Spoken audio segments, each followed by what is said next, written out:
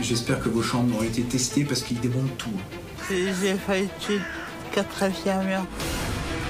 J'ai planté une fourchette dans le bras à Samir. Tu as tout cassé, hein? C'est pas bien ce que tu as fait. Ça veut dire, hein.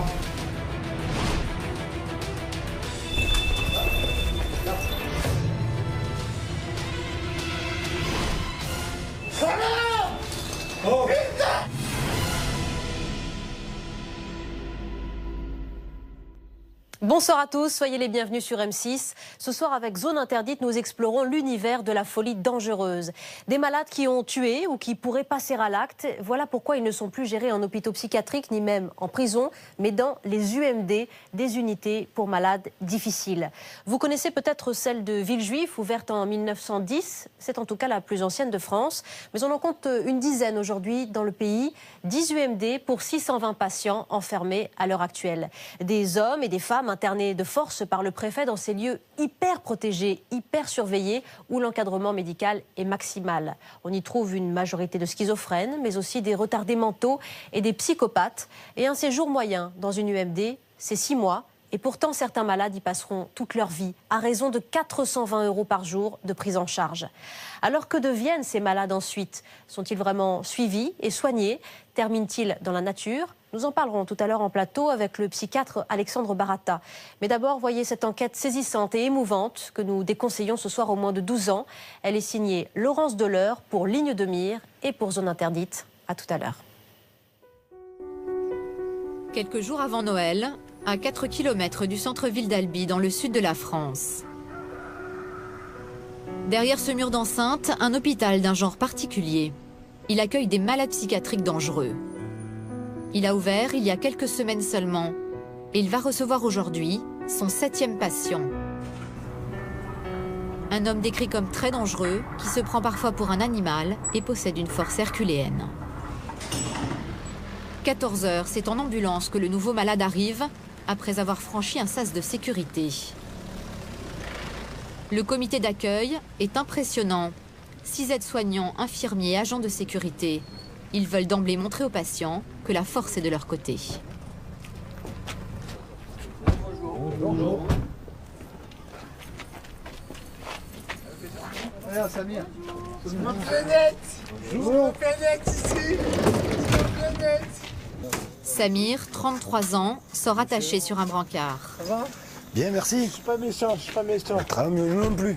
Attends-moi bien. J'ai grave froid. Allez, par ici. Allez. Monsieur, Madame Maris. C'est le protocole, Samir est emmené directement en chambre d'isolement. 4 murs nus, un lit et une caméra de surveillance branchée en permanence. Il doit y passer au moins 24 heures. Il n'y aura pas besoin des conditions, oui. Tu peux les préparer? On peut les préparer? D'accord. Des contentions, c'est-à-dire des sangles, au cas où le malade commencerait à s'agiter. Bon, je vais vous expliquer un petit peu. Le médecin viendra vous voir dans l'après-midi, le docteur Tellier, je pense, ou monsieur Hochstetter, un des deux. Il passera vous voir pour vous expliquer un petit peu où c'est que vous êtes, comment ça va se passer. Là, pour l'instant, vous allez rester en chambre. Hein? Vous m'entendez? Samir. Samir. D'accord. Tu sais parler quand même. Moi, j'ai pas compris comment vous faites ça. Il faut essayer de me parler. D'accord? D'accord. Un test de mon cœur. Oui, mais c'est très gentil. Très, très gentil. Donc, vous avez compris que le médecin viendrait vous voir dans l'après-midi? Ouais. D'accord? Pour l'instant, on va vous laisser là, tranquille. D'accord? Vous essayez de vous reposer un petit peu. Et le médecin viendra vous voir. Je suis pas fatigué. Vous n'êtes pas fatigué? Si, un petit peu là. Il va- Le voyage, Samir. De toute façon, il va falloir vous reposer ici. Il va Attends, falloir allez, rester ici. Samir était devenu ingérable dans son service psychiatrique. Les 2 infirmiers qui s'occupaient de lui jusqu'à maintenant vont décrire à la nouvelle équipe le comportement inquiétant de ce patient. Il est hospitalisé chez nous donc, depuis février 2011. Toujours très labile au niveau de l'humeur, de comportement, exaltation, agitation psychomotrice quasi permanente. Beaucoup de bizarreries comportementales, comme vous avez pu le voir. Il fait le dauphin, la panthère. Donc ça nécessite un maintien quasi systématique en chambre d'isolement. Et le recours à la mise sous contention aussi régulièrement. Parce que j'espère que vos chambres ont été testées parce qu'ils démontent tout. faut le savoir. Il démonte tout, il va trouver les combines, mais il démonte tout. Nous, des fois, même, on croit qu'il est vraiment 2 dans la chambre. Il a tendance à mordre, c'est affolant, quoi. Mais c'est un truc, j'ai jamais vu ça. Ouais. Et souvent, quand je disais il se prend pour un chien, il se prend régulièrement pour un chien dans ses délires et il mord comme un chien. Il te lâche pas. Ok. Il y a un potentiel de dangerosité énorme et qui peut exploser à tout moment. Okay. Un cas extrême, y compris pour des soignants expérimentés. Faut faire attention, vigilant. C'est à 4 qu'il retourne le voir.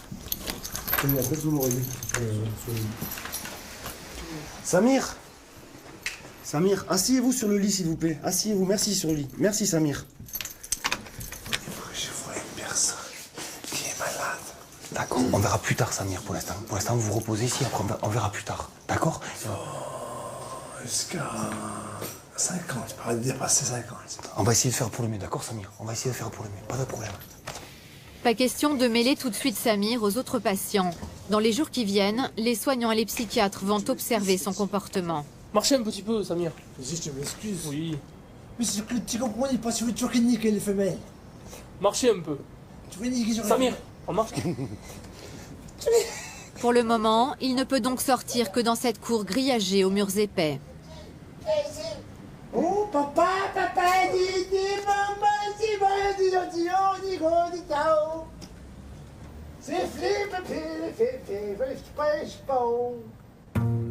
5 nouvelles UMD, des unités pour malades difficiles, comme celle-ci, ont ouvert depuis novembre 2011.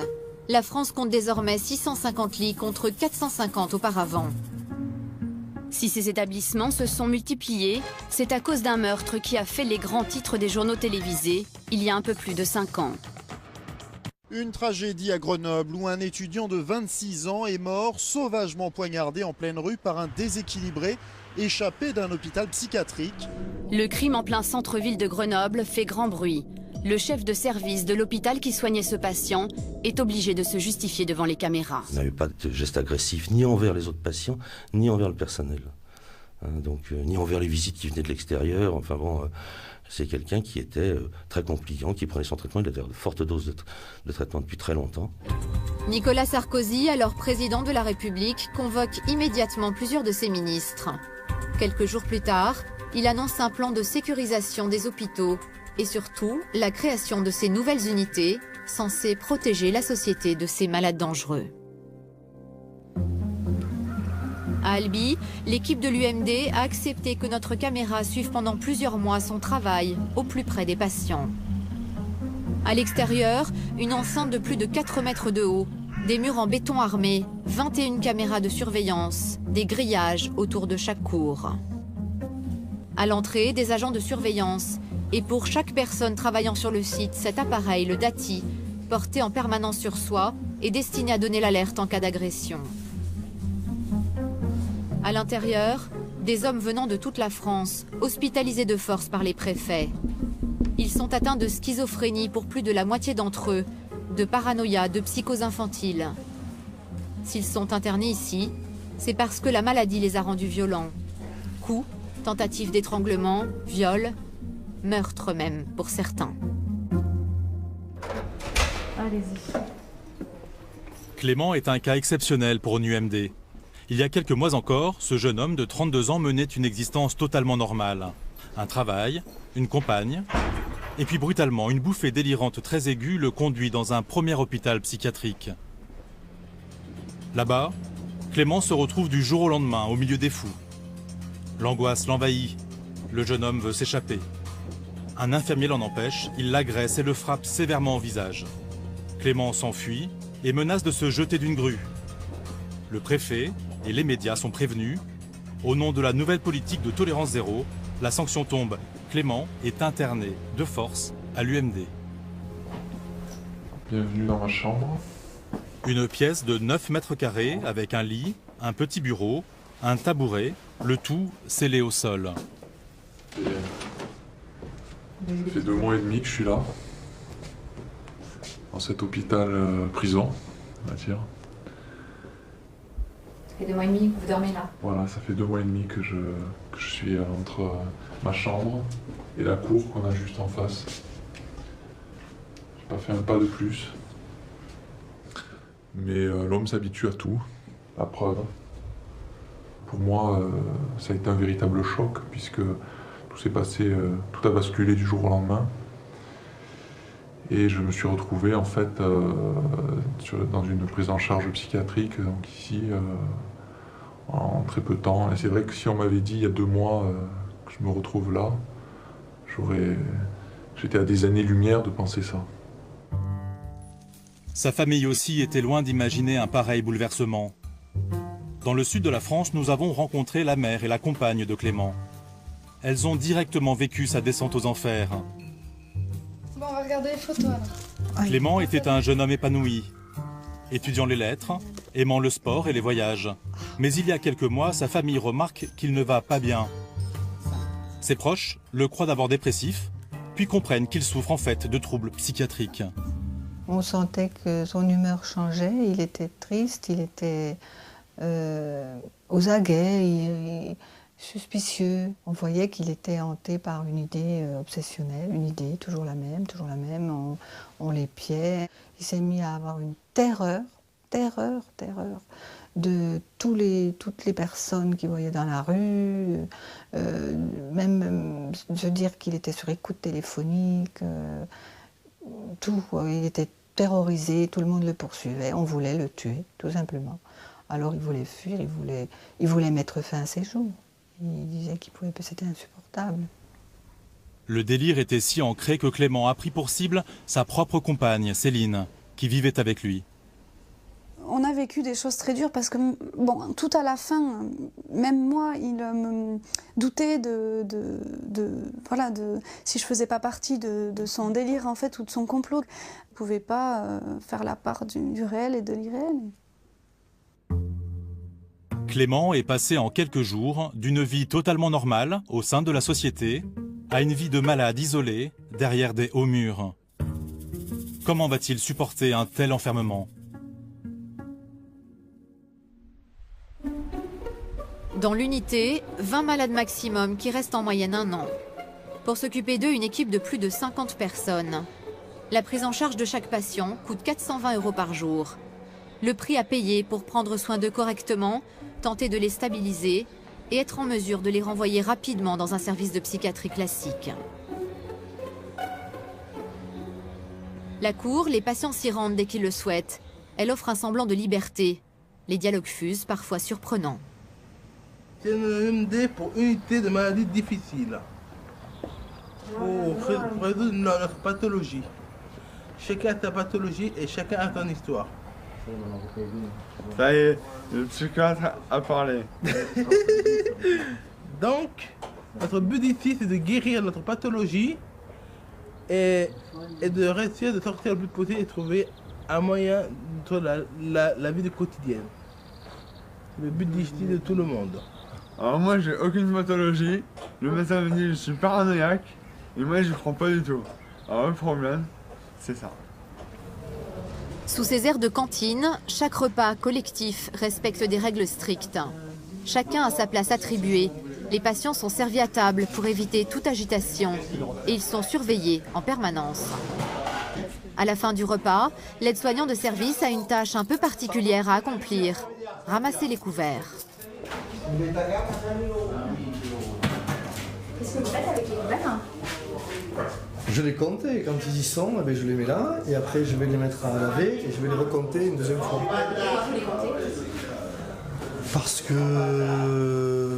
ils peuvent s'en emparer et ou se blesser avec ou blesser les autres. C'est quand même un inox et c'est quand même potentiellement dangereux donc on n'est jamais trop prudent, quoi.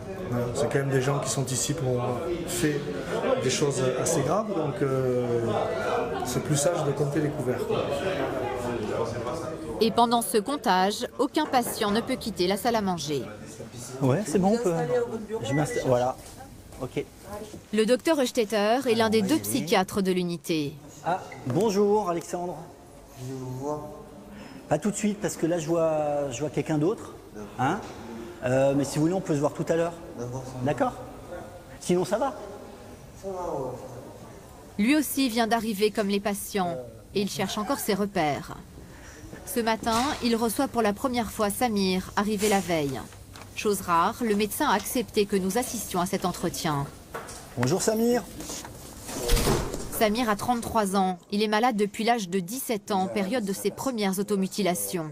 Dans son ancien hôpital, il était à l'isolement quasiment 24 heures sur 24, tellement menaçant qu'il était même parfois attaché une semaine entière. Alors là, maintenant, le fait que vous soyez ici à l'UMD d'Albi, qu'est-ce que vous... Ouais. Je voudrais une maison. Vous voudriez une maison? Oui, une maison plein pied. Plein pied? Plein pied, ouais. Ouais, enfin, ici, on est à l'UMD, hein, Samir, hein? Il faut du temps. Ouais. Il faut du temps. Pas précipiter les... Alors ça, vous avez raison, on va rien précipiter, hein, Samir. Ah, rien du tout. Ouais. Mais vous êtes les meilleurs. Parce que je viens de dire que t'es pas meilleur. Bon, j'arrête. Alors qu'est-ce que vous faites là, Samir?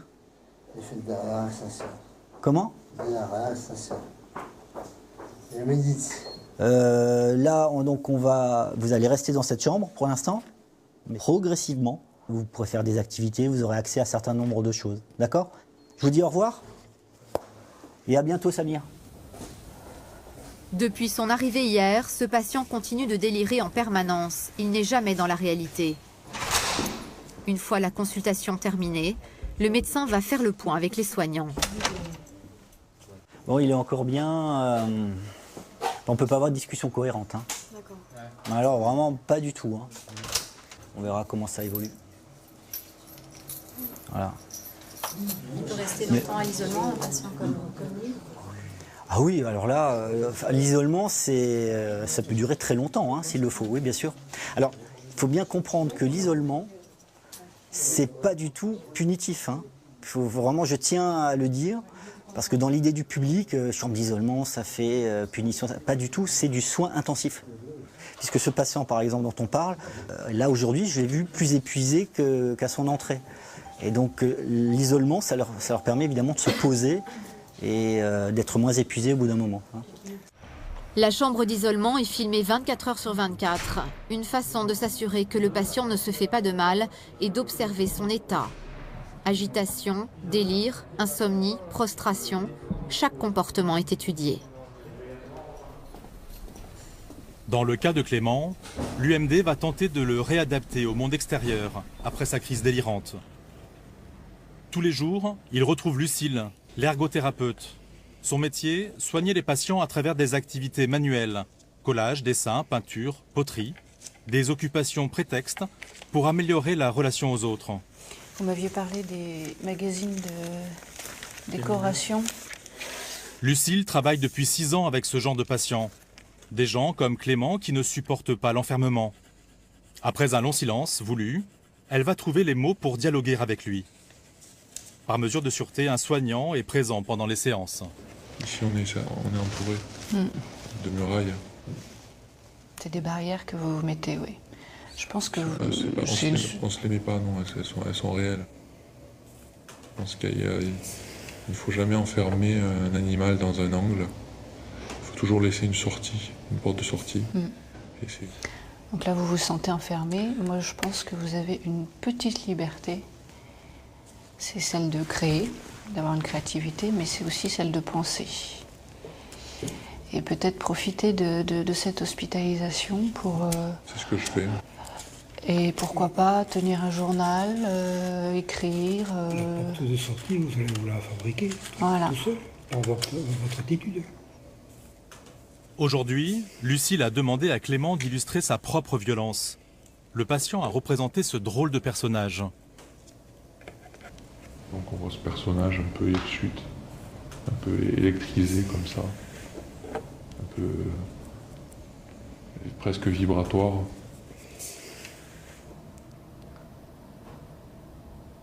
Voilà. C'est ça la violence que vous en faites. C'est quelqu'un d'hirsute qui... C'est quelqu'un qui nous échappe en fait, c'est un personnage qui nous échappe, hein, la violence. C'est un personnage qui nous ressemble pas, qui subitement sort de ses gonds, pour je sais pas pour quelle raison. Et puis tout s'enchaîne très vite. Et pour le meilleur et pour le pire. Le corps de Clément est très figé, comme un automate. Il marche lentement, il parle lentement. Les effets du lourd traitement que son précédent hôpital lui a administré après l'agression brutale d'un infirmier. Contrairement aux autres patients ici, il n'a pas l'habitude des médicaments. C'est la première fois de sa vie qu'il en prend. Ouais, il demandait un petit peu ce qu'il À l'heure de la relève, entre soignants, on parle justement de son cas. Des infirmiers l'ont rencontré en entretien ce matin, mais sans résultat. Il n'arrive toujours pas à reconnaître vraiment qu'il a été violent. Il est toujours dans la banalisation par rapport au passage à l'acte qu'il a pu avoir. Il nous a raconté l'histoire jusqu'à l'entrée à l'UMD. Mais dès qu'on essaie de creuser certaines parties, notamment les passages violents ou les passages un peu flous dans l'histoire, il ne va pas plus loin. En fait, il tourne un peu autour du pot, il nous embarque vers d'autres choses, mais on a du mal à tirer certaines ficelles. Il nous donne en réponse ce qu'il pense qu'on attend de lui pour qu'il puisse sortir de l'UMD, en fait. Pour sortir de ces murs, Clément va d'abord devoir mettre des mots sur l'agression violente qu'il a commise. Impossible, pour le moment, de dire quand il s'en ira. Voilà.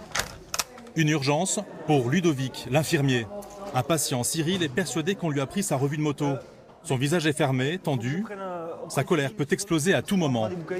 Daniel s'est trompé en écrivant le nom d'un patient sur le bouquin. Il a écrit son nom à lui alors que c'est pas lui. Allez, venez avec moi. L'erreur est insignifiante en apparence, mais pas pour un patient comme Cyril. Allez, installez-vous là. Il ne supporte aucune frustration. Ludovic, qui a de l'expérience, le sait et préfère donc lui parler. Alors, cette histoire de livres. J'ai bien compris que vous vouliez que ce soit vos livres. Le premier cas, c'est que ces livres ont déjà été achetés par un autre patient. Quand on les a achetés, Daniel s'est trompé en marquant le nom. Elle vous a confondu avec un autre patient, donc elle a marqué votre nom sur ces livres. Ces livres ne sont pas vous, ils sont un autre patient. Par contre, Cyril a 28 ans. Il souffre de troubles de la personnalité et d'un retard mental. Vous comprenez, Cyril ? Lorsque ce patient est frustré, il peut devenir agressif. Non, cela, je vous ai expliqué, Cyril. Je vais aller voir dans votre dressing si je ne trouve pas les livres. Si je trouve les livres, je vous les porterai. Si je ne les trouve pas, demain on en achètera d'autres. Je ne peux pas faire mieux, moi, Cyril. Vous êtes un peu déçu. Ça ira mieux demain, ne vous inquiétez pas, ça ira mieux demain. Très bien, Cyril. Merci. Mais c'est normal. Je comprends. Mais c'est très bien, mais je sais bien que vous comprenez, je sais bien que vous comprenez. C'est pour ça qu'on vous explique, parce que vous êtes quelqu'un qui comprend. Donc, on peut vous expliquer les choses. Hein? Il ne faut pas vous excuser, il n'y a pas de raison de s'excuser. Allez prendre le goûter. Oui. Je suis persuadé qu'on vous a mis l'angoisse énorme.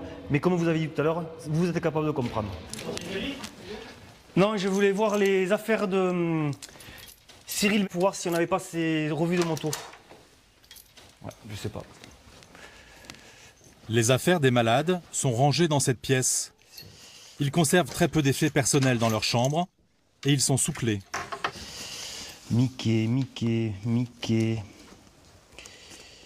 Ah ben non, j'ai des Mickey. On va aller voir dans sa chambre. Parce que chez eux, l'angoisse monte rapidement par rapport à ça, quoi. Donc, si on peut les rassurer, c'est notre métier, quoi. C'est quoi. Si vous ne le faites pas, le risque, c'est... Ben, le risque, c'est... Oui, le risque, c'est que ben, y a un clash, il y a une réaction qui ne soit pas adaptée, quoi. Même pour une petite revue Même pour une frustration que pour représenter une revue de moto. Ça peut arriver, oui.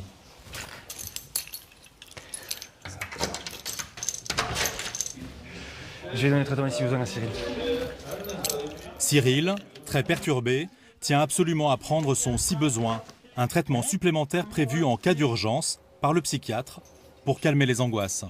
Un peu énervé, là. Oui, énervé, je sais pas si c'est le mot, Cyril, réellement. Voilà, ouais. Désappointé, frustré, mais énervé, je suis pas sûr que ce soit le mot adapté. Mais enfin, après, c'est vous qui le ressentez. C'est dans la cour que le jeune homme a eu envie de se confier à nous. Pendant l'entretien, une caméra veille sur notre sécurité. En discutant avec lui, nous découvrons un jeune homme très seul. Il n'a pas revu sa mère depuis 3 ans et il raconte que petit, son père le frappait. Une brutalité qui en aurait engendré d'autres. J'ai une enfance très compliquée. Mon père, il me battait. Depuis la naissance, il me battait à coups de martinet jusqu'au sang. le dos jusqu'au sein, les fesses jusqu'au sein, tout jusqu'au sein et voilà, le problème c'est que c'est venu de là, j'ai dû avoir des problèmes de comportement. Et pourquoi est-ce que vous êtes arrivé ici? Parce que j'ai failli tuer 4 infirmières. Vous leur avez fait mal ou ça? Non, il avait juste pris le cordon de téléphone et pris au cou un peu. Pas étranglé, mais à peine un peu. La moindre frustration engendre de la colère chez lui et peut provoquer un déchaînement de violence. C'est ce point-là que l'équipe va tenter de travailler avec lui. Avec les repas, le moment du coucher est l'autre moment délicat de la journée. Les horaires sont stricts. Coucher à 20 h, extinction des feux à 21 h. Les soignants doivent récupérer tous les objets. Le shampoing ce matin, il est où? J'ai rendu. Rien ne reste en chambre la nuit. Ce soir, Stéphanie est de service aux côtés de Ludovic. Vous avez lavé vos dents? Oui. Vous me donnez la brosse à dents, le dentifrice? L'infirmière a l'habitude des malades difficiles comme Xavier, très maniaque avec ses affaires personnelles. Ah, c'est bon, ça vient de tenir. Le pinceau, oui.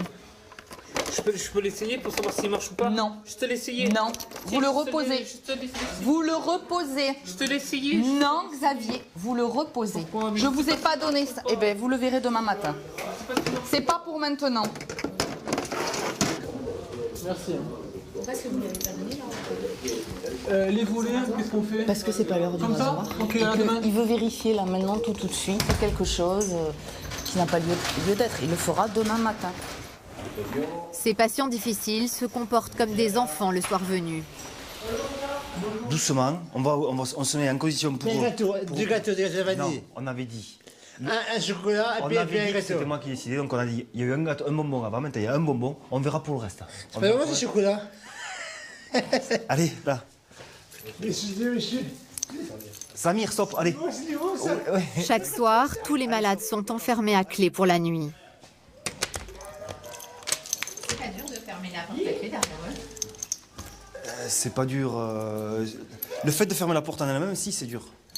Mais il faut fermer la porte. Voilà. Le fait de fermer les portes, oui. C'est là où on n'est pas dans le rôle de soignant, quoi. On n'a pas l'impression de des fois peut-être... Mais c'est une nécessité, quoi. C'est une nécessité. Pas facile, non? Mais on ne sait pas. C'est pas trop. C'est pas trop ce qui se passerait. On présume qu'il ne se passerait pas des choses très très positives, donc c'est pour ça qu'on ferme les portes. Si on pouvait les laisser ouvertes, ça ferait un vrai plaisir à laisser les portes ouvertes, il n'y a aucun problème là-dessus. Et si on les ferme, c'est qu'on a justement peur pour leur intégrité, pour l'intégrité des autres, pour voilà quoi. Pour la nôtre, pour celle des soignants, ouais.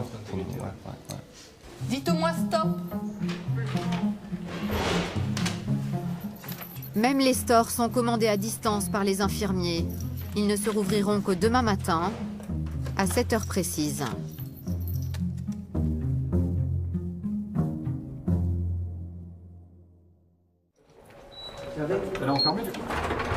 La sécurité, une obsession permanente. Tous ceux qui travaillent à l'UMD, de la secrétaire au médecin, ont dû suivre un stage pratique avant l'ouverture pour apprendre à faire face à la violence. Diversion fixe, groupe, sort. Et on se protège, super, on se replace. Tendez les bras. C'était 6 semaines avant l'ouverture. Parmi les stagiaires, Philippe, aide-soignant depuis 6 mois seulement, et Stéphanie, une infirmière aguerrie. Cette maman d'une petite fille travaille depuis plus de 15 ans en psychiatrie. Ça nous prépare à notre futur poste. On sait qu'on sera confronté à de la violence. Dégagement de prise de cheveux. Est-ce que quelqu'un se souvient? Pendant 4 jours, le personnel apprend à résoudre des crises. Par les mots le plus souvent, et en cas d'échec, par des parades lorsqu'il faut se protéger. Alors, dans cet exercice, le formateur va leur montrer comment se dégager si le patient les attrape par les cheveux. Yves, tu me saisis. Quand vous allez sortir, regardez, ne sortez pas comme ça va pas marcher parce qu'il a toujours la prise. Vous sortirez quand lui va commencer à lâcher. Et quand il va lâcher, vous lâchez votre main et ensuite vous sortez. Autre exercice, installer le patient de force sur son lit s'il est très agité. Comme si on voulait le remonter dans le lit. Donc on fait ça. Aurélien et Jean-Yves, les deux formateurs, travaillent eux-mêmes en UMD. Et ce geste, ils le pratiquent régulièrement. Ça fait pas mal? Non, non. On se prend la main. On le serre pas. Est-ce que tu es étranglé là? Non, non. Voilà. Alors je suis sûr qu'il va vouloir se débattre un peu. C'est lui qui s'étrangle. C'est pas nous qui l'étranglons. C'est pas pareil. C'est son choix. Alors moi, dans mon service, ça m'arrive régulièrement quand quelqu'un est très agité.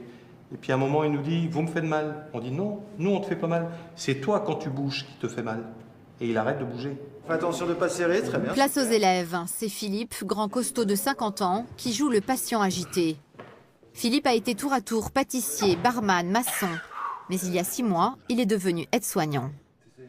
Hein? Ah oui, oui, oui.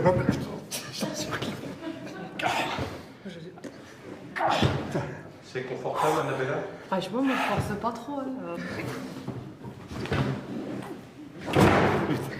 Ouais.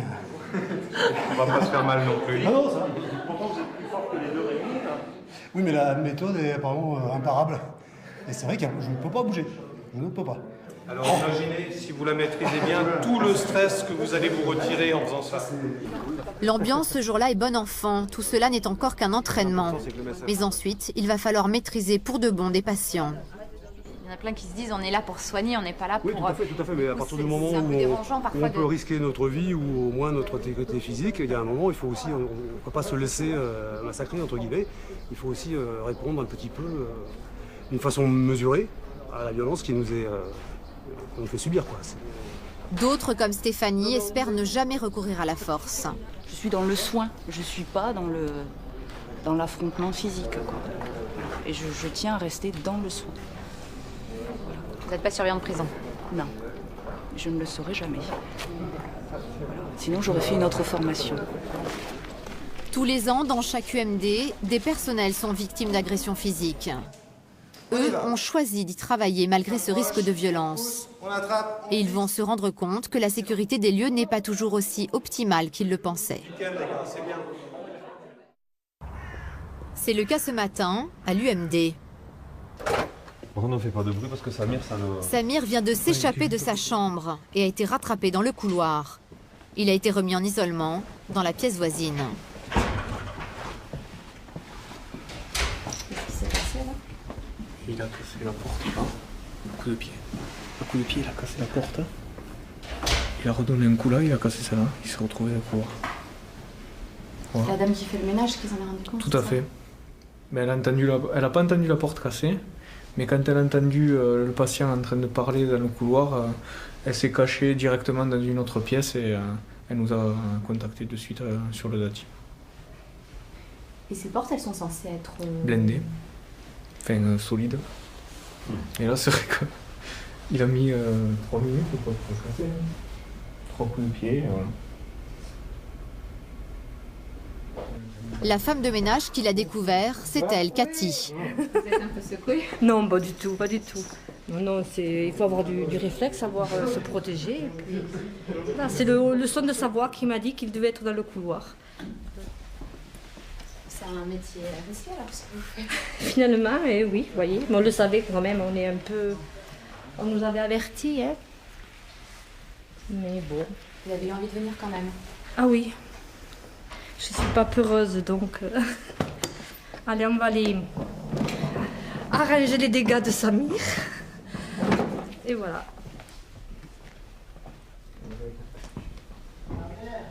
Samir, sois sage. Je suis pas contente. Samir, je suis pas contente, hein. Ah ouais, je sais, c'est comme ça. Hein. C'est comme ça. Tu as tout cassé, hein. Eh oui. Et tu crois que c'est bien? Ah, c'est pas grave, c'est pas comme il y avait, oublié. Eh oui, c'est pas bien ce que tu as fait. Ah, ça veut dire, hein. C'est comme ça. Mais là, c'est vaché. Hé, mamie. Mamie. Tout à l'heure alors. Ok. La porte sera remplacée dans la journée par une porte plus solide. Le psychiatre convoque Samir. Ce n'est pas la première fois que ce patient casse une porte. Qu'est-ce qui vous préoccupe en ce moment-là? Qu'est-ce qui ne va pas? Non, il n'y a pas de problème. Non, mais quand on casse une porte, comme vous l'avez fait pour la... Vous savez pourquoi, la combienième fois qu'il nous casse des portes, là 4e fois. De story. Non, ça m'arrête. Même pas. Mais pourquoi à chaque fois vous cassez les portes? C'est pour moi sortir de la merde. Je suis un vampire thriller. J'ai que la nuit. Les jours, je dors. Je suis un vampire thriller. Vous dormez pas. Vous faites quoi là? Je suis un vampire thriller. Comment? Ah oui, je suis là, voilà. Bon bah Samir, ce qu'on va faire, c'est que comme vous avez dégradé votre chambre, vous allez malheureusement devoir rester pour l'instant dans la chambre dite d'isolement. Ouais, j'aime bien ça, j'aime bien. Ah bah si vous aimez, alors tant mieux. J'aime bien, c'est calme, c'est calme. Bon. Donc, ce qui est bien, c'est que vous ne faites du mal à personne. Non, jamais. Mais ce serait encore mieux si... Attendez, laissez-moi terminer. Ouais. Et ce serait encore mieux si vous arrêtiez, je le redis, de fracasser tout ce que vous trouvez. D'accord. Bon allez, vous allez retourner dans votre chambre, hein? Allez. Samir a passé la moitié de sa vie à l'hôpital. Son dernier séjour dehors, c'était il y a 6 ans. Le temps de se marier et de faire un enfant. 2 mois après son arrivée, nous constatons qu'il est toujours aussi agité. Que faire avec un tel patient? Son psychiatre s'interroge. Je viens de modifier le traitement, avec traitement assez puissant normalement. Bon, on va voir comment ça évolue, mais c'est pas encore gagné. Hein. Disons que c'est cyclique. On a l'impression que pendant une période, il y a une belle amélioration, il est plus accessible, moins agité, et puis d'un coup, c'est reparti. Mais bon, il y a un début de quelque chose, c'est vrai. Maintenant, c'est pas gagné. Non. On va voir. Bon, c'est un patient du MD. Cela fait également 2 mois que nous filmons Clément. Ce patient était arrivé ici après avoir frappé brutalement un infirmier. Il a hâte de voir ses proches. Les visites sont réglementées. Le psychiatre a autorisé sa famille à venir tous les 10 jours. Après 3 heures de route, ses parents et son amie Céline s'apprêtent à le retrouver. Lors de leur dernière visite, il n'allait pas bien. Dans quel état va-t-il être aujourd'hui? La surprise, il est là. Coucou, comment ça va?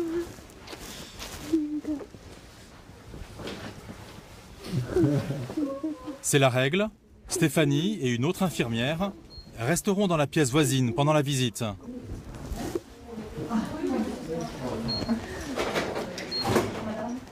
Bonjour, pardon, excusez-moi. Bonjour. Oui, on est gelé. Comment ça va, chérie? Même si sa famille a fait une longue route pour venir, ils ne pourront rester que 3 quarts d'heure ensemble. Ouais. Alors on t'a ramené le poste avec une rallonge. Ça ira? Ouais, c'est bien. Tu peux je t'ai mis les aides aussi, moi aussi. Ah bah, quoi, oui. Bon, alors, les nouvelles sont bonnes? Bon, mais ça va. Hein. Elles sont bien, chérie. J'espère que ça couche à sa fin. Oui, je pense. Si, elle est plus grande qu'on va faire ça pendant 10 ans. Il y en a marre, hein. Ah oui. On t'a amené des petites friandises. Des macarons. Les proches de Clément lui apportent un poste de radio et de la nourriture. Des affaires qui seront contrôlées avant d'être remises aux patients. Sa mère et sa compagne paraissent très optimistes. Elles donnent l'impression que Clément pourrait bientôt reprendre une vie normale. Il est serein, là. Il est content, il voit le bout du tunnel, il a compris que la sortie elle était proche et il a envie de reprendre son activité, il a envie de vivre tout simplement. Même par rapport à l'attente, il est beaucoup mieux. Oui. Il le dit lui-même, il dit maintenant ça va, enfin je suis habitué, il dit ça va mieux. Bon, ça reste très dur, hein, il dit quand même, parce que ça reste très dur à vivre, mais ça va beaucoup mieux. Clément est bien entouré. La plupart des patients ne reçoivent aucune visite. Mais combien de semaines va-t-il encore passer ici? Et le supportera-t-il? Derrière les murs, le silence. On est loin des clichés sur les asiles de fous. L'endroit est étrangement calme. La sécurité, les chambres individuelles, l'effectif important du personnel y contribue énormément. Mais l'autre pilier ici, ce sont les médicaments, que les patients prennent jusqu'à 5 fois par jour. Matin et soir, 2 infirmiers les préparent. Il y en a 2 armoires pleines à l'UMD. Clozapine, olanzapine, Dépakote, risperidone, des molécules au nom savant, essentielles aux malades. Elles apaisent l'agressivité, calment les angoisses, empêchent les convulsions, réduisent les tocs, régulent l'humeur. Un Lexomil, 2 Loxapac et un demi-séroplex. La nuit, il n'y a rien. S'ils ne prenaient pas tous ces médicaments, les patients, ils seraient dans quel état? Je préfère pas y penser. Et si certains sont là, c'est parce qu'ils ne prenaient pas de médicaments et qu'ils ont fait des actes. Voilà. Une pharmacie impressionnante, et pourtant les patients ne prennent pas plus de médicaments ici que dans les services de psychiatrie classique. La sécurité des lieux permet même parfois une chose étonnante, un arrêt quasi complet des médicaments pendant quelques jours, voire quelques semaines. On diminue petit à petit, on arrête le traitement, enfin, ou on en garde vraiment très très peu, pour voir comment le patient réagit, avant de réintroduire une autre thérapeutique. Et on voit le traitement diminuer à vue d'œil, quoi. Des fois, on a 2 pages, on a un recto et verso, et puis on se retrouve plus qu'avec une page. En arrivant, certains patients absorbaient tellement de médicaments que les médecins ne savaient plus lesquels étaient efficaces. Ici, on prend le temps de tout revoir en profondeur et de faire du sur-mesure pour chaque malade. Bon appétit, messieurs. C'est un des avantages de l'UMD. Les services de psychiatrie classique, eux, ne peuvent pas se le permettre. La journée s'étire lentement. Certains déambulent et font les 100 pas dans le couloir sans raison. D'autres restent prostrés dans leur coin. C'est le cas de Cyril, le patient qui était angoissé par un problème de revue de moto. Il ne va à nouveau pas bien du tout aujourd'hui. Les soignants, eux, ont moins de temps à consacrer à chaque patient. Depuis que nous avons commencé à filmer, 20 malades sont entrés ici. L'unité est désormais au complet. Vous l'amenez pas toi, Alexandre?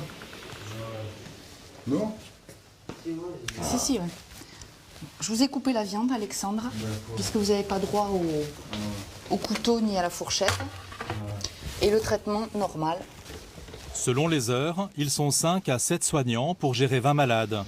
Stéphanie l'avoue, elle est davantage sur ses gardes qu'au début. C'est plus compliqué là maintenant qu'ils sont 20 patients, c'est plus difficile, vous faites plus attention. On est plus vigilant, beaucoup plus vigilant, ouais. Qu'est-ce que vous faites par exemple que vous ne faisiez pas avant? Je saurais pas le dire, mais bon, on est à l'affût de tout. On est à l'affût de tout, de ce qu'il y a derrière nous, de ce qui se passe. Tant qu'on n'en avait que quelques-uns, ça allait, on arrivait à prendre de la distance. On connaissait les patients, parce qu'on n'a pas eu... C'est arrivé petit à petit, donc... Mais là, 20 d'un coup, on est beaucoup plus attentifs. Forcément, ils nous observent autant qu'on les observe. Ils sont quand même à l'affût de la moindre faille. Puis en même temps, ils ont que ça à faire toute la journée. Nous observer. Voilà. Brusquement, tout dérape. L'alarme vient d'être déclenchée. Cyril s'en est pris à Martine, une infirmière, pendant le repas, et l'a insulté. Il est en pleine crise. 6 soignants l'emmènent de force en chambre d'isolement. Une seule solution pour l'aider à se calmer, l'attacher au lit.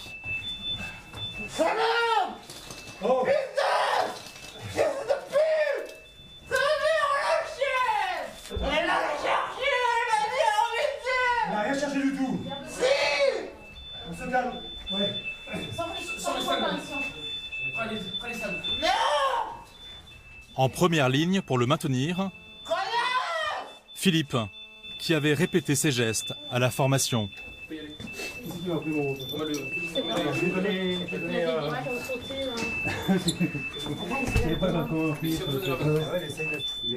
Il allait pas bien ce matin, ce patient? Non, il était pas bien en fin de matinée. À quoi vous le voyez? Il nous l'a dit. Il a dit qu'il était en colère. On a temporisé pour le repas et là de nouveau ça va pas.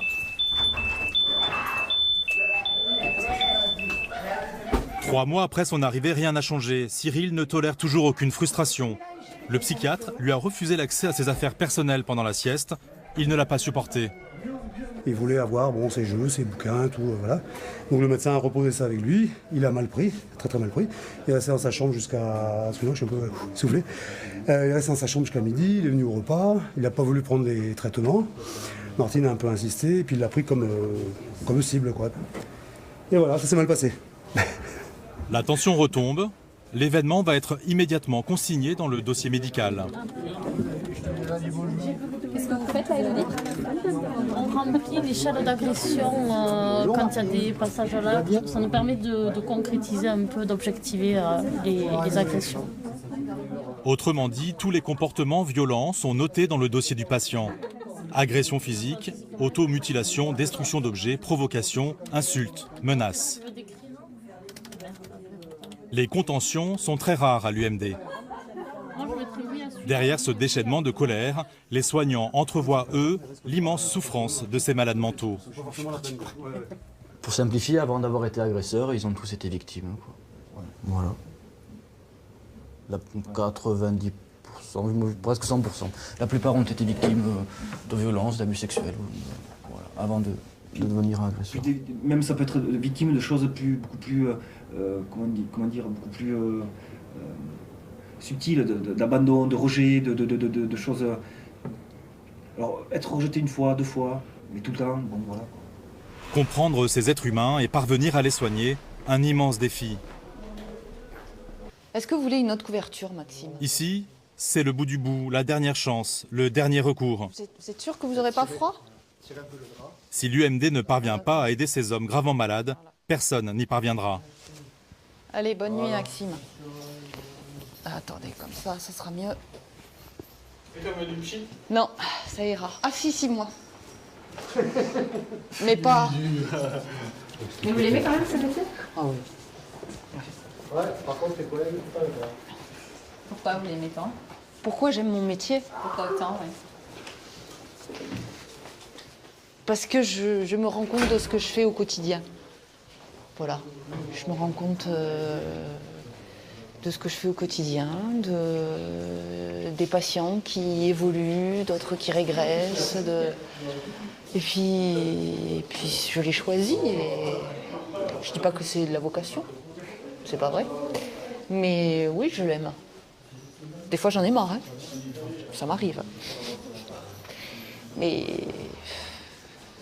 ils sont attachants, certains, pas tous. Travailler avec la folie, c'est particulier. Et ça laisse pas indifférent.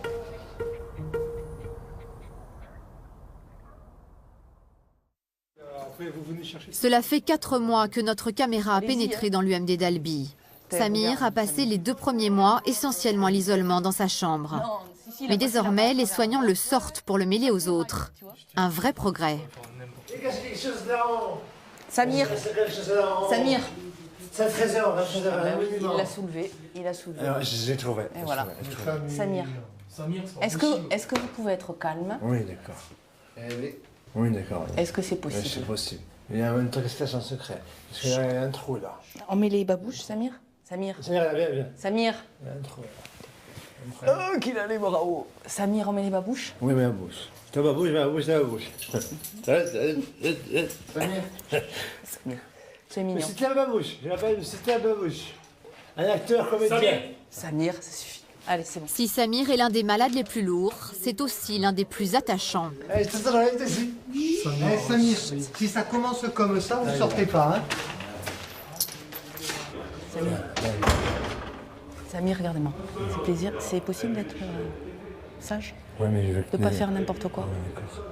D'accord? Ouais. Promis? Promis. Bon. Samir continue de s'en prendre au matériel, mais son état s'améliore petit à petit. Les soignants arrivent à le recadrer plus facilement. Samir, ça suffit. De son côté, Clément a fait d'énormes progrès. Son traitement a été fortement allégé et il va tellement mieux que le psychiatre commence à évoquer avec lui la sortie de l'UMD. Comment ça se passe? Ça va. Ça va? Mieux, ouais. Je vois un peu le bout du tunnel. Ouais. Je me sens bien. Bah moi aussi, hein, je vous sens mieux. Ah oui, ça évolue bien. Hein, à chaque fois, je trouve, il y a une étape qui est franchie. Hein. Ouais. On a fait pas mal de travail avec la psychologue, notamment pour prévenir. Tout à fait. Donc voilà, j'espère que ça va me servir dans le futur, que je n'aurai pas à revenir vous voir. Ah bah écoutez, moi, alors là, c'est tout le mal que je peux vous souhaiter, hein. C'est de ne plus vous revoir à l'UMD, ça c'est certain. Je l'espère. Hein, non, vraiment. Hein, ouais.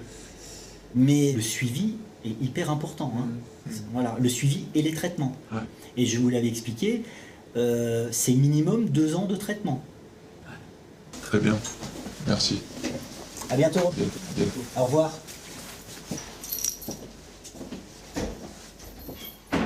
Est-ce que vous pensez qu'il peut mener une vie normale à nouveau?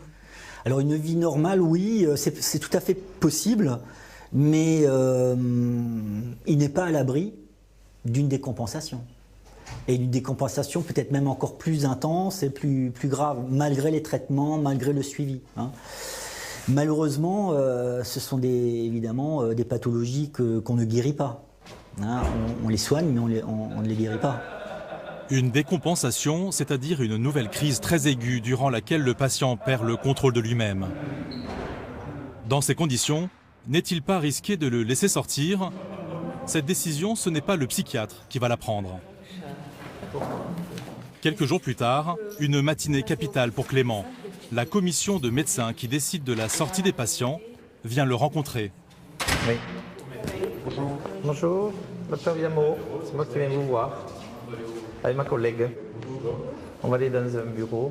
Ce matin, le docteur Villamo et sa collègue, 2 psychiatres extérieurs à l'unité, vont examiner les gestes du patient, son regard, les mots choisis pour s'exprimer. Asseyez-vous, je vous en prie.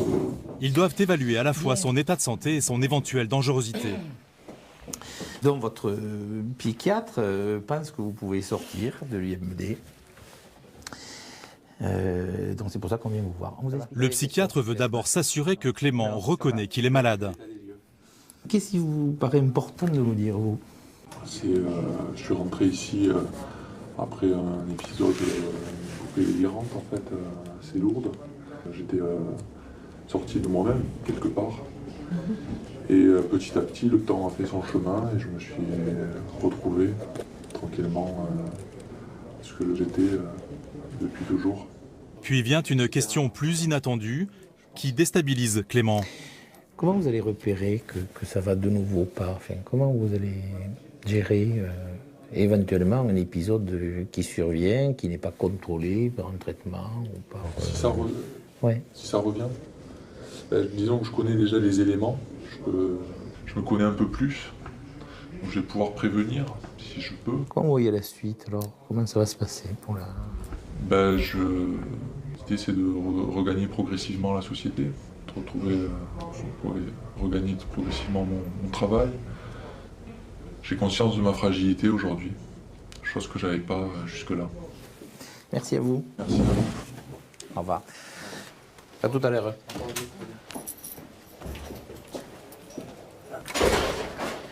Vous l'avez trouvé comment, ce patient? Oh, là, visiblement, il a bénéficié des soins et il est stable. Hein. Il est stable, il a un bon contact, il parle facilement, il peut douter de est-ce que ça peut revenir. C'est pas une affirmation, ça ne reviendra jamais, ça fait partie de la réalité. Enfin, il est revenu dans la réalité, quoi. Donc a priori, ça corrobore les éléments donnés du quotidien aussi, parce que c'est pas que cet examen ponctuel qui permettrait de dire tout va bien. Ils peuvent nous raconter ce qu'ils veulent au fond. Hein. Mais là, il y a une qualité de la façon de le dire qui quand même plaide en faveur de l'authenticité de ce qui est dit, quoi. Le docteur Villamo a l'air favorable à la sortie de Clément, mais il doit encore convaincre les 3 autres médecins de la commission. Comme lui, ils sont nommés par le préfet et extérieurs à l'UMD. Ils ne connaissent pas les patients. Secret médical oblige, nous n'assisterons pas à ce débat. Sacha, lui, vient juste d'arriver d'un hôpital psychiatrique voisin. C'est le seul patient qui a accepté d'être filmé à visage découvert. Il n'est pas sous tutelle et a donc son libre arbitre. Lucille, l'ergothérapeute, a compris que le nouvel arrivant aimait la nature. Elle lui propose d'aller jardiner. Un petit coin d'évasion entre deux grillages. Donc moi je pense le mieux c'est de mettre une rangée comme ça ici, là, tout le long. Sacha se retrouve ici car il a été violent avec un infirmier et a menacé son médecin dans son hôpital d'origine. Auparavant, ce gaillard d'1,95 m avait séquestré la vieille dame qu'il avait recueillie. Notre fraise chérie. Qu'est-ce que vous faisiez à Paris? J'étais à la rue, je me suis occupé de mon fils. J'ai un fils plus tard. Ouais. Il a quel âge maintenant votre fils? Il a 22 ans. Ah oui, c'est un grand. Et il est à Paris lui? Il est à Nice, il s'est marié avec une... Sacha joue avec sa pioche. Lucille prend immédiatement ses distances par précaution. Ça fait combien de temps que vous l'avez pas vu votre fils? Ça fait 2-3 ans. Ah oui. Mais elle voit bien que le patient n'a aucune intention agressive et elle se rapproche rapidement. J'ai vu que vous vous étiez fait mal à la main là. Qu'est-ce qui vous est arrivé? Ouais, je me suis énervé et je me suis coupé le doigt. Vous êtes coupé le doigt? En faisant quoi? En tapant dans un plat à couscous. B? Ça vous a fait mal? Non? Vous étiez en colère? Ouais, c'est surtout que j'ai perdu mon doigt qui m'a fait mal. Oui. C'était important pour moi, c'était une arme. C'est quoi, pourquoi? Je comprends. Ah, vous êtes boxeur? D'accord. Et pourquoi vous êtes énervé comme ça? Parce que j'étais énervé après ma grand-mère. Enfin, la mamie qui m'a accueilli. Vous arrosez maintenant? Eh ouais. Ça a de la gueule, hein. On peut leur donner des outils comme ça, même s'ils peuvent être dangereux? Bah, ce sont des outils pour faire du jardin. Donc ce sont des outils qu'on utilise tels quels. Donc après effectivement on est attentif, mais on n'est pas complètement obnubilé par ça. L'ergothérapie, j'utilise aussi des cutters. Bon, bah, c'est aussi un outil. Quand ils sont concentrés sur l'activité, ça reste un outil. Voilà. Après, nous, on est attentifs. Moi, je vais garder aussi des distances de sécurité par rapport à ça. Je ne vais pas forcément me coller juste à côté de l'outil. Et puis, au moment où ils partent, moi, je vérifie que tous les outils sont bien rangés, qu'il ne manque rien. À quelques mètres de là, Samir fait du basket avec Thibaut, l'éducateur sportif. Une activité choisie exprès pour l'aider à se poser. Non, non, non, non, non. Basket, Samir. Basket. Concentration. Un peu plus haut, Samir, un peu plus haut. Ouais, joli. Ça, c'est très bien, Samir. Allez, on commence. Vous avez mis le premier. On va faire le parcours bleu.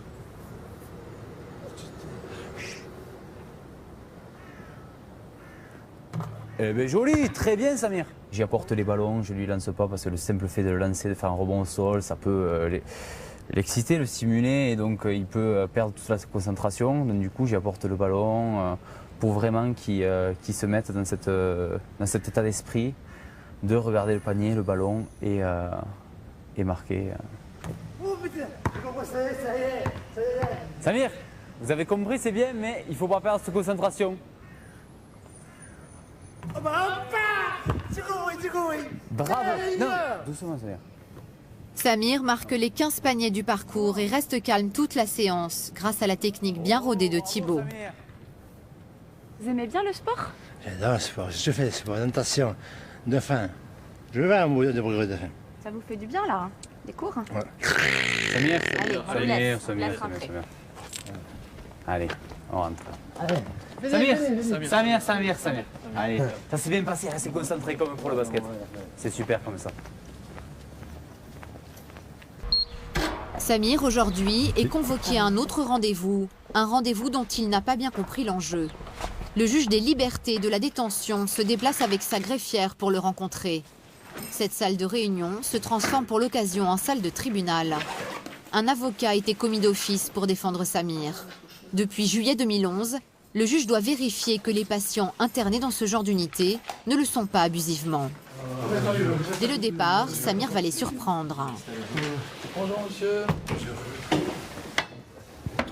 Asseyez-vous monsieur. Bonjour. Prenez place. Oui, je vous en prie. Donc je suis magistrat. La loi prévoit que je sois appelé à intervenir pour, au vu des pièces du dossier, dire si l'hospitalisation est ou non justifiée. Voilà. Donc vous comprenez mieux mon rôle ? C'est dans votre intérêt, pour qu'il y ait un contrôle sur l'hospitalisation. Voilà. Devant la commission ou pas? Pour savoir si vous devez être hospitalisé toujours ou pas. C'est ça, c'est comme ça qu'il faut le voir. Ça va aller pour moi, ça va aller. Écoutez-moi un petit instant. On explique qu'à de nombreuses reprises, quand même, vous étiez en état de délire, vraiment. Voilà, non, j'ai plus de délire, j'ai plus rien. J'ai plus de délire. Moi, j'ai un gosse qui m'attend, une femme qui m'attend. Il faut que je sache pour mes enfants, ma famille. Il faut le comprendre, ça. Vous vous rappelez de l'époque où vous déliriez et où vous vous mettiez en situation que vous vous preniez pour un animal? Vous vous en souvenez? Ouais, c'est vrai, mais je suis pas un animal. Ça, on en est bien convaincu. Sinon, nous ne parlerions pas ensemble. Non. Évidemment. C'est pour s'amuser, voilà. C'est tout, c'est pour s'amuser. On explique que vous avez eu parfois des comportements agressifs, plus exactement des menaces. J'ai eu ça, mais je n'ai pas passé à l'acte. Je n'ai pas passé jamais à l'acte. Je ne tuerai jamais une personne avec une arme. Je n'aime pas ça. Je n'aime pas ça. Je n'aime pas ça. Qu'est-ce que vous pensez de votre hospitalisation? Est-ce que vous pensez qu'elle doit être poursuivie ou pas? Non. Bien. Non. Alors on va donner maintenant la parole à votre avocat, Maître Alary. Je pense que, même si je suis à contresens de ce que demande monsieur, je pense que la qualité du personnel soignant de cette unité doit encore être mise à l'épreuve pendant quelques temps, parce que je ne suis pas absolument certain que les soins pourraient se poursuivre en milieu totalement ouvert et hors d'une unité médicalisée. Je crois qu'il faut regarder les choses honnêtement. Donc je m'en remets à votre appréciation et à l'avis des psychiatres qui figurent aussi. Bien, je vous remercie. Chose étonnante, l'avocat se fait un instant procureur, préférant prendre la défense de la société plutôt que celle de son client. À tout à l'heure. Le juge fait sortir Samir, le temps officiellement de prendre sa décision. Une pause formelle en réalité. Il s'en remet quasiment toujours à l'avis des psychiatres. Il n'y a jamais de surprise au niveau de l'entretien. Ce n'est rien d'autre qu'une consécration de ce qu'on peut voir à la lecture des certificats médicaux. Donc vous ne pouvez que confirmer l'hospitalisation? Oui, nécessairement, lorsque les pathologies sont lourdes et avérées. Asseyez-vous, maître. J'ai décidé de maintenir l'hospitalisation. Voilà. Le temps pour vous que votre état s'améliore. Voilà. C'est positif? Pardon? C'est positif? J'ai pas bien compris là. C'est positif? La question. C'est bon? Non, je crois qu'on ne s'est pas compris là. Ah ouais, j'ai compris. Voilà. Voilà, vous pouvez y aller, monsieur. Au revoir, monsieur. Et prenez déjà pour les temps. Au revoir, monsieur. Ça mérite, vous n'avez rien. Voilà. Ça ne mérite, ça pourrait ne mérite. J'ai bien compris. Voilà. Bon courage, monsieur.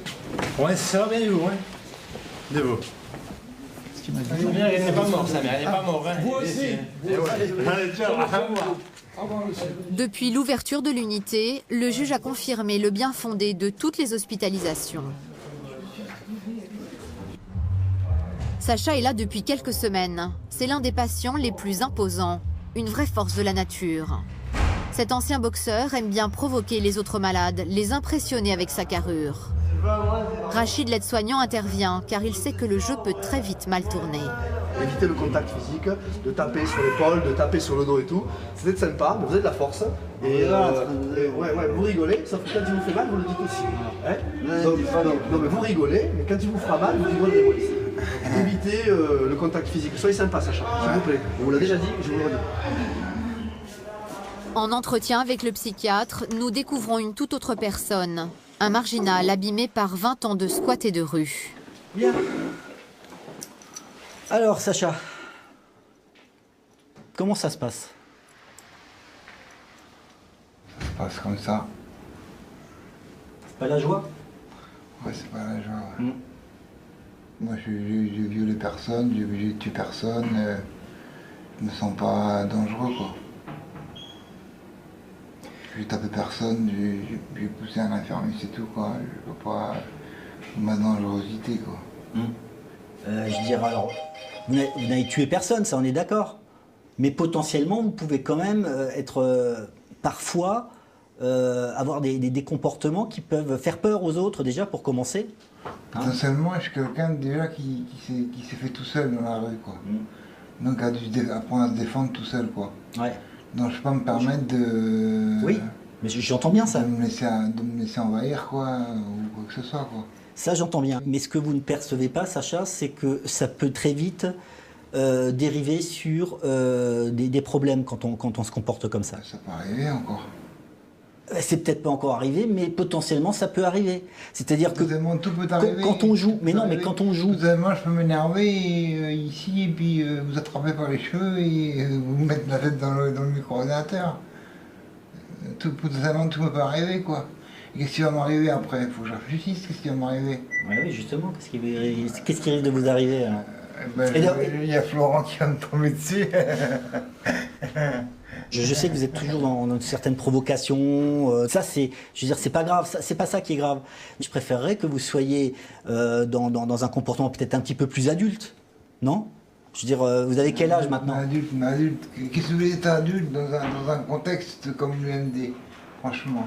Où je me lève, je me couche à 8h, je me réveille à 7h30, je déjeune, j'attends toute la journée, je fais rien. Qu'est-ce qu'il y a d'adulte vous faites rien. Conditions, quoi. Ce n'est pas vrai. Bon, je crois qu'on va s'arrêter là pour aujourd'hui. Hein? À bientôt. Cet ancien enfant adopté semble tenir des propos cohérents. Mais il a du mal à vivre au milieu des autres et à contrôler son impulsivité. 20 années d'errance sont passées par là. Moi, j'étais à la rue à 15 ans. Avant, j'étais en liberté. Je voyageais à travers la France. Et sans argent, sans rien. Hein. Sans papier, sans rien. Je voyageais à travers la France. Si quelqu'un voulait me parler, je lui parlais. Il n'y a pas de problème. Si quelqu'un voulait manger avec moi, je mangeais avec moi. Pas de problème. Mais j'étais vraiment hors société, quoi. Ça va être dur, non? C'est la vie sans famille, hein. Avec les copains, quoi. De survie, quoi. Ça vous arrive souvent de vous énerver, de ne pas arriver à vous contrôler? Plus maintenant. Maintenant, j'arrive à me contrôler. Mais avant, c'est vrai que je partais vite en live. Maintenant, je me contrôle bien maintenant. Mais c'est pas... Je sais pas si c'est dû aux hôpitaux. Je crois que c'est dû aux hôpitaux un peu, ouais. Mais de toute façon, même, je vais dans l'hôpital, il y a un mec qui parle mal ou qui veut me mettre une cacahuète, je rentre dans l'art. Hein. Ça ne changera pas. Hein. Vous avez quel âge? J'ai 40 ans.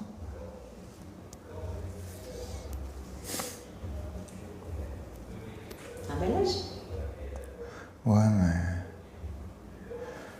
Pour moi, c'est pas un bel âge. Pour moi, ça s'est mal passé, quoi. Entre mes 30 ans et mes 40 ans...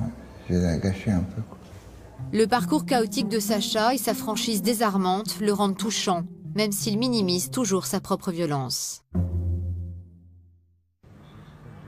À la tombée de la nuit, les malades se retrouvent livrés à leurs angoisses. Samir s'adresse souvent à sa mère via notre caméra. Écoute, maman, je t'aime. Je t'aime, maman. Un jour, j'irai rentrer à la maison, un jour. Un jour, quand ça se passera bien, que ça me commence à aller bien, que j'irai mieux et tout ça. D'accord, maman? Qu'est-ce que c'est?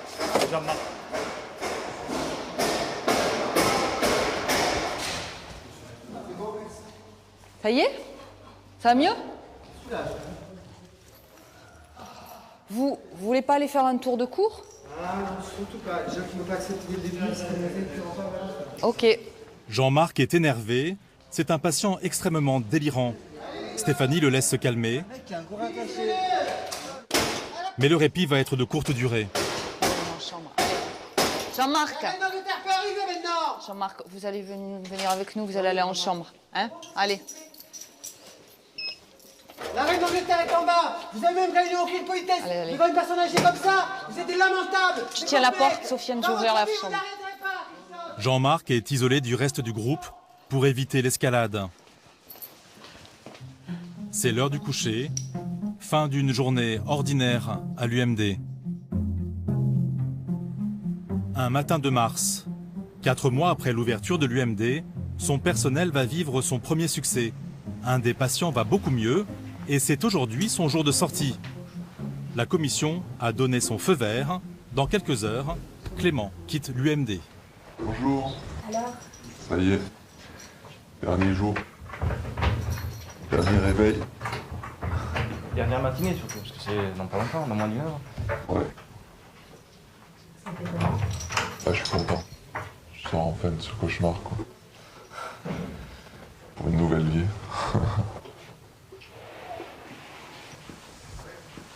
J'amène le petit déjeuner, parce qu'il va pas tarder avec l'heure. Ouais, il faut se dépêcher là. C'est l'heure du pactage. Stéphanie rassemble les dernières affaires de Clément. L'heure aussi de retrouver certains objets du quotidien. Le régime de l'UMD est aussi strict que celui de la prison. Tous les accessoires qui peuvent être dangereux restent sous clé jusqu'au jour de la sortie. C'est le retour des lacets, 3 mois et demi après. Vous n'aviez pas le droit à lacets, c'est ça ici? Non, on n'a pas le droit ici au lacet. Ni aux ceintures. Ça donne envie d'aller crapahuter de nouveau dans la rue. De mettre ses chaussures et de s'évader un petit peu. Derniers allers-retours dans la cour avec son copain Vincent. Cet homme était incarcéré pour le meurtre de sa compagne. Il a été placé temporairement ici car il était très agité en cellule. Dans les UMD, un patient sur 7 arrive directement de prison. Ça fait combien que tu es là, toi, déjà? 3 mois et demi aujourd'hui. 3 mois et demi? Ouais. C'est énorme, hein? Ouais. T'as galéré, hein? Ici, ça compte double. Ça compte double ici, ouais.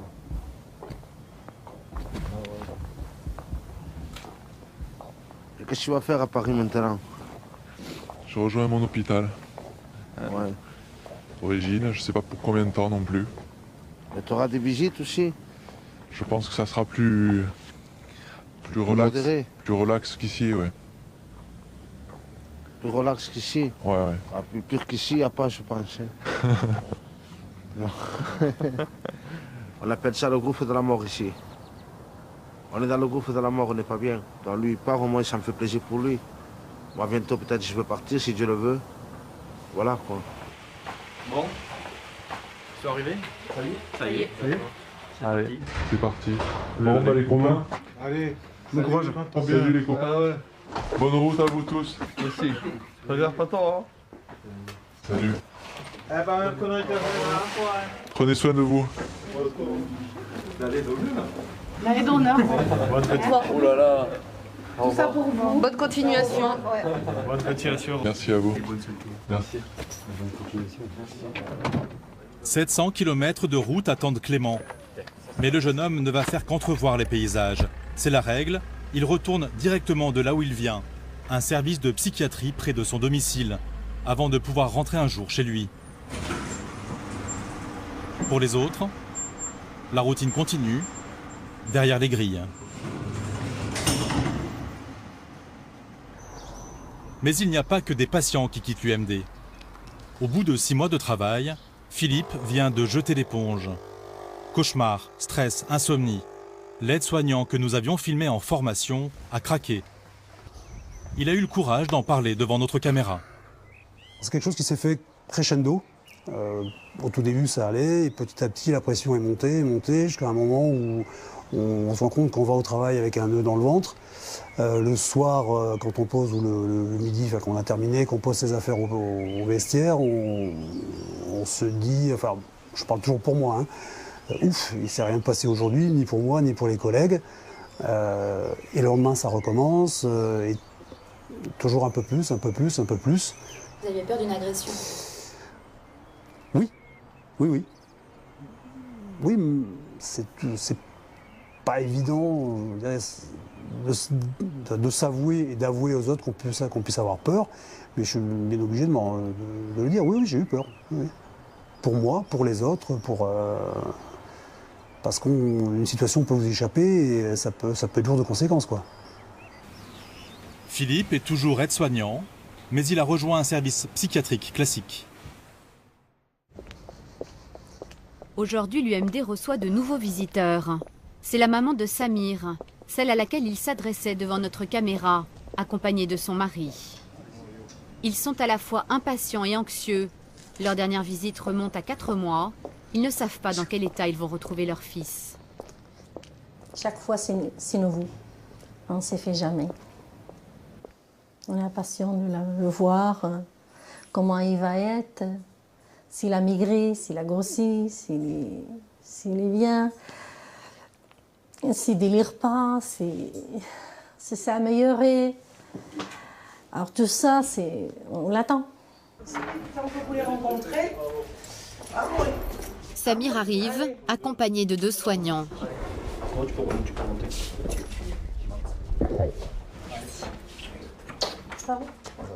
Il a les larmes aux yeux en embrassant ses parents.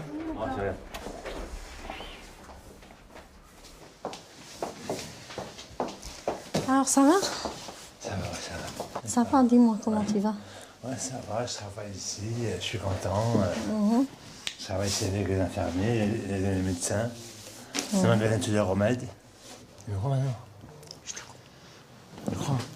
Et moi, c'est mon avenir ici. C'est mon avenir. Je vais rester ici pour guérir les malades. Tu comprends? Je comprends. C'est vrai, non? T'as compris? Oui, j'ai compris. Samir est très calme, mais continue de délirer. Difficile dans ces conditions d'avoir une conversation très élaborée. L'essentiel n'est de toute façon pas dans les mots qui se disent. 1 heure déjà s'est écoulée. Il est temps de se séparer. Tu vas pas. Non.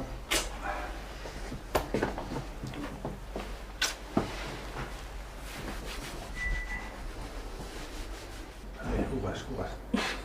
On se plante. Je pas. T'es heureuse, tu es ça. Allez. Accroche, t'arrêtes pas. Samir est étonnant, c'est lui qui réconforte son père et sa mère. Ne pas ça la route. Fais mon ass. Réveille-toi. Comme ça, il va pas tout c'est pour moi. Tu vas bien. Oui, ça va. Toi aussi. Ouais. Viens, on va la prendre, comme ça, tu vas sortir d'ici. D'accord. Au moins 9 ans, hop. D'accord? Inch'Allah. D'accord? Allez, monsieur. Au revoir. Au revoir, madame.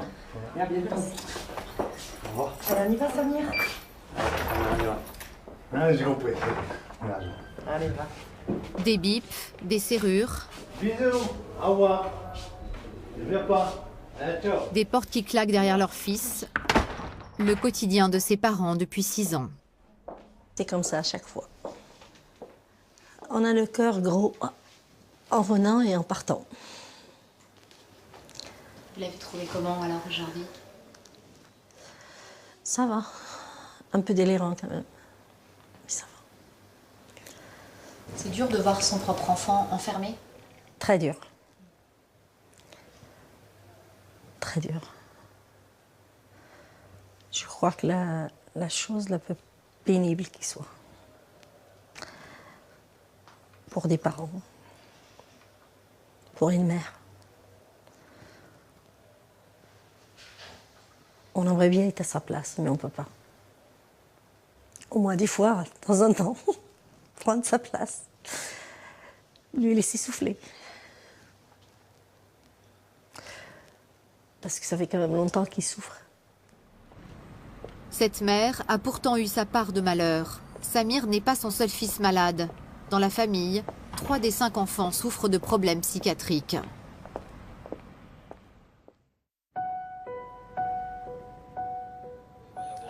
Pour Sacha, il y a du nouveau, 5 mois après son arrivée. La commission qui décide de la sortie des patients va bientôt se pencher sur son cas. Sacha se voit déjà dehors. Il a l'air sûr de lui et croit maîtriser la situation. Moi, je vais partir bientôt. Ouais. Normalement, je passe ma commission et je dégage. Et vous, Sacha, vous pensez que vous allez sortir? Ouais, je vais faire des beaux sourires. Tu vas faire une chanson, voilà. Je vais faire une chanson. Une partie des chefs. Tchac, tchac. Ça suffit les beaux sourires? Non, Tu aurais son courir à ça? T'inquiète pas, j'ai mon programme dans la tête. Autrement dit, une stratégie de séduction pour amadouer la commission. Vous avez peur des questions qui vont vous poser? Non. Les questions, c'est comment ça s'est passé mon séjour ici. Qu'est-ce que je veux faire plus tard. Si je veux me marier. Je vais me marier avec Lucille. C'est pas possible, je suis déjà prise. Elle est déjà prise. Sacha est confiant, pourtant il a agressé récemment un patient. Vous pensez que ça va bien se passer à la commission? Bah ouais. À part que j'ai planté une fourchette dans le bras à Samir. Vous avez planté une fourchette dans le bras de Samir? Ouais. Mais c'était pas méchant, quoi. C'était pas, j'ai pas voulu le planter, quoi. C'était juste, il m'énerve, hop. Vous avez peur que ça joue à la commission? Ouais, j'ai peur, ouais. Parce que pour tout le monde, c'est une arme, quoi. Alors que c'est un outil, quoi. C'est-à-dire? Ben, une fourchette, c'est un outil. On mangerait avec des baguettes, je remets un coup de baguette. De l'avis des soignants, le geste n'était pas très violent. Le psychiatre souhaite que Sacha sorte pour laisser la place à plus dangereux que lui. Reste à convaincre la commission dans quelques semaines. Samir est à l'UMD depuis maintenant 6 mois. La commission qui décide de la sortie des patients se réunit à nouveau aujourd'hui. La loi les oblige à examiner automatiquement son cas. Son psychiatre commence par faire le point. On se rendait compte qu'il était vraiment toujours très angoissé de ne pas savoir ce qui allait se passer dans la journée.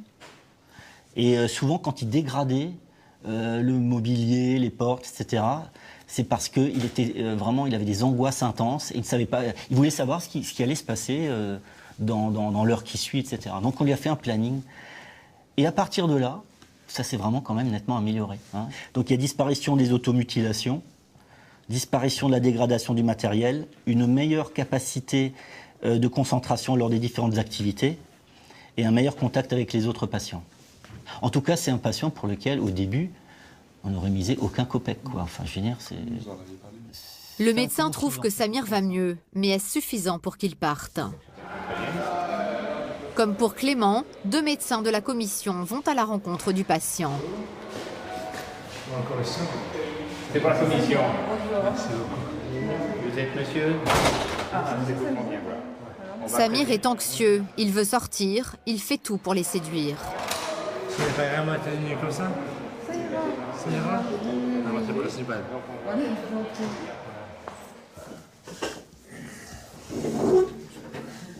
Bien, donc bonjour. Bonjour. Est-ce que vous pouvez me dire pourquoi on vient vous voir et à quoi ça va servir cet entretien? Ben, ça va servir que j'ai rapproché plusieurs familles. J'ai un gosse de 5 ans. Oui. Et donner beaucoup d'amour et beaucoup d'affection. Et puis de les faire apprendre beaucoup de choses dans la vie. Et puis de voir ramener à Disneyland. J'ai beaucoup de projets pour mon fils. Et plein d'amour, voilà. Est-ce que vous pouvez nous dire comment se passent les journées ici? Ce que vous faites? Ben, on joue aux cartes. On joue aux cartes. On fait la peinture. Vous faites de la peinture? Je fais de Picasso, moi. Oui. Picasso, Van Gogh et puis abstrait. Et ça, mon boulot, je vais faire plus tard, avec mon gosse. Oui. Et ça vaut très très cher. Par exemple, vous voulez que je vous dessine? Vous voulez que je vous dessine? Peut-être pas, hein. Non, nous, on ça vient va. voir un petit peu comment vous vivez votre hospitalisation ici. Donc, on n'a pas beaucoup de temps pour vous puissiez Un vous jour, on montrer. verra bien, sans se voir à Argelès ou alors à Canet. Moi, je ferai un magasin là-bas et vous me verrez si vous venez avec moi. Une demi-heure plus tard, l'un des psychiatres revient lui donner la réponse de la commission.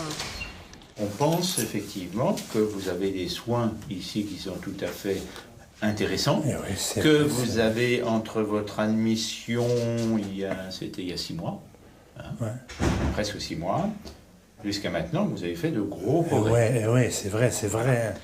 En même temps, C'est vrai. on pense qu'effectivement, au vu de toutes les rechutes que vous avez fait avant, c'est vrai. qu'il vaut mieux que le traitement, votre évolution soit plus solide pour ne pas prendre le risque en voulant aller trop vite d'une nouvelle rechute et de recommencer le circuit d'hospitalisation. Je suis déçu.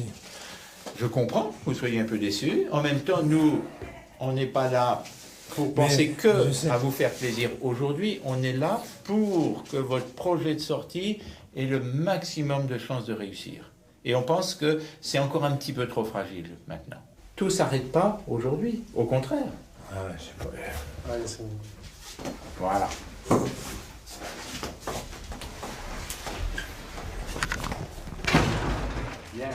Malgré sa déception, Samir fait l'effort de serrer la main du psychiatre de la commission. Laurent l'infirmier sent malgré tout que Samir est très tendu. Il tente de le raisonner.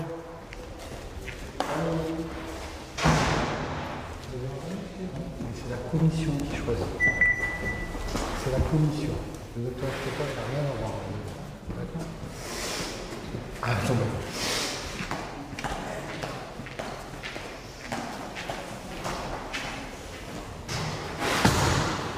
Samir vient de claquer la porte. L'infirmier décide d'intervenir avec un agent de sécurité et de l'amener dans sa chambre avant qu'il ne devienne incontrôlable. Ce qu'il vous faut entendre, Samir, c'est qu'il y a eu beaucoup de progrès. C'est important, ça. C'est important. J'avais tout, j'avais des jours. C'est un peu trop fragile. Regardez comment vous vous énervez, là. Vous leur donnez raison à la commission. Ouais, c'est vrai. Je me donne pour elle. Hein? Non, faut que je finisse. Non, vous finirez pas ici, Samir. Le problème, il n'est pas là. Est-ce que ça va aller, Samir? Vous voulez que je vous amène si besoin? Hein? Samir? Et mourir, c'est mieux. Non. Moi, je suis pas d'accord avec vous quand vous dites ça. Ouais, c'est vrai, ça dort. Allez. Samir, vous... Non. Vous restez là, Samir. T'arrives pas. On vous a déjà expliqué 15 fois. Mais t'arrives pas, ça c'est bon. Non. Non, Samir, restez à quoi, ça? On vous a déjà dit, Samir. Alors, je vais vous reposer, vous, un peu. Et D'accord. pas de bêtises, Samir, je reviens d'ici 10 minutes. C'est qui parle? Je vous baisse un peu les volets, Samir, hein? Que vous posiez un peu. C'est beau. J'étais sûr qu'il allait faire un truc. Ouais. Non, mais c'est normal, hein.